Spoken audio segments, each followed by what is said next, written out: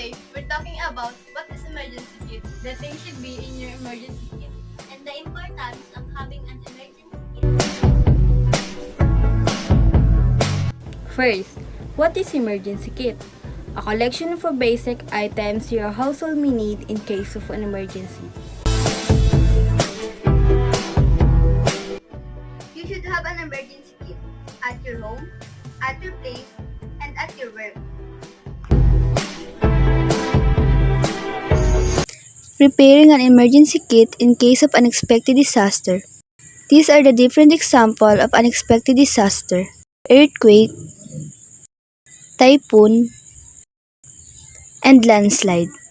The things should be in your emergency kit. First aid kit, water, ready-to-eat foods like canned goods, whistle, flashlight, blanket, important files, battery, cell phone, radio, rice, biscuit, map, and that's all.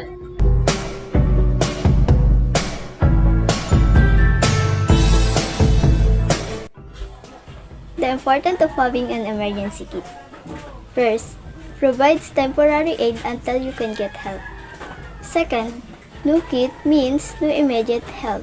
Third, precious time to respond can mean further injury, life, or death.